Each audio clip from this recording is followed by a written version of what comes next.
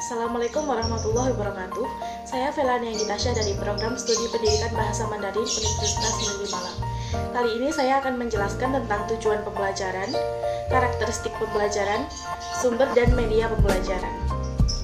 Yang pertama adalah tujuan pembelajaran. Tujuan pembelajaran merupakan perumusan yang jelas dan memuat pernyataan tentang kemampuan dan tingkah laku peserta didik setelah mengikuti suatu program pembelajaran tertentu untuk satu topik atau subtopik tertentu yang dirumuskan dalam suatu kalimat dengan menggunakan kata kerja yang dapat diamati dan dapat diukur. Contohnya, ketika seorang siswa tidak mampu menerima materi bahasa Inggris dengan baik, guru sebagai pengajar harus mampu memberikan latihan dan materi yang efektif agar dapat dipahami siswa dengan mudah, sehingga mereka dapat mengembangkan kemampuannya agar semakin meningkat. Tujuan pembelajaran memiliki ciri-ciri, antara lain, yang pertama adalah maksud tujuan dan pesan harus jelas dan rinci. Yang kedua, pesan harus berisi perilaku belajar yang diharapkan dan dimiliki oleh siswa setelah mengikuti proses belajar. Yang ketiga, tujuan pembelajaran sebaiknya dinyatakan dengan kata kerja operasional, yaitu kata kerja yang dapat menunjukkan perbuatan yang dapat diamati dan hasilnya dapat diukur.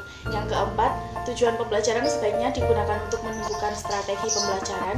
Yang kelima, tujuan pembelajaran dapat mempermudah guru menyusun tes dan penilaian keberhasilan siswa dalam belajar. Dan yang terakhir, tujuan pembelajaran sebaiknya berorientasi kepada siswa, bukan kepada gurunya. Tujuan pembelajaran juga memiliki fungsi, yaitu memberikan kriteria yang pasti sehingga kemajuan belajar siswa dapat diukur atau tingkat kemampuannya dapat ditentukan secara pasti, memberikan kepastian mengenai kemampuan atau keterampilan yang diharapkan dari siswa, memberikan dasar dalam mengembangkan alat evaluasi untuk mengukur efektivitas pembelajaran, memberi petunjuk kepada desainer pembelajaran untuk menentukan materi dan strategi pembelajaran, memberi petunjuk yang jelas bagi siswa tentang apa yang akan dipelajari dan apa yang akan diujikan atau dinilai dalam mengikuti suatu bidang studi. Yang kedua adalah karakteristik pembelajaran. Karakteristik pembelajaran adalah kepribadian seseorang yang terbentuk dari hasil internalisasi yang digunakan sebagai landasan untuk cara pandang, berpikir, bersikap, dan bertindak. Contohnya, ketika di sekolah, siswa mendapatkan pelajaran pendidikan kewarganegaraan. Di sana, guru mengajarkan salah satunya adalah perilaku Pancasila. Guru memberikan pemahaman kepada siswanya bahwa kita harus berperilaku sesuai dengan Pancasila, sehingga siswa dapat menerapkannya dalam kehidupan sehari-hari. Dengan demikian, proses pembelajaran secara utuh melahirkan kualitas pribadi yang mencerminkan keutuhan penguasaan sikap, pengetahuan, dan juga keterampilan. Yang terakhir adalah sumber dan media pembelajaran. Sumber belajar adalah semua sumber baik berupa data, orang, dan wujud tertentu yang dapat digunakan oleh peserta didik dalam belajar, baik secara terpisah maupun secara terkombinasi sehingga mempermudah peserta didik dalam mencapai tujuan belajar atau mencapai kompetensi tertentu.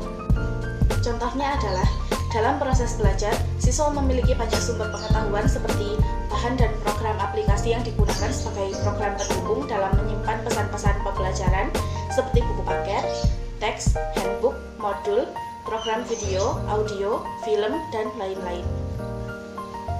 Sedangkan media pembelajaran adalah alat, sarana, perantara, dan penghubung untuk menyebar, membawa, atau menyampaikan suatu pesan dan gagasan sehingga dapat merangsang pikiran, perasaan, perbuatan, minat, serta perhatian siswa sedemikian rupa sehingga proses belajar mengajar terjadi pada diri siswa. Contohnya, guru menggunakan media visual berupa foto atau ilustrasi yang ditampilkan ketika mengajar. Dengan itu, siswa akan lebih mudah menerima materi yang disampaikan gurunya. Sekian yang dapat saya sampaikan. Kurang lebihnya mohon maaf. Assalamualaikum warahmatullahi wabarakatuh.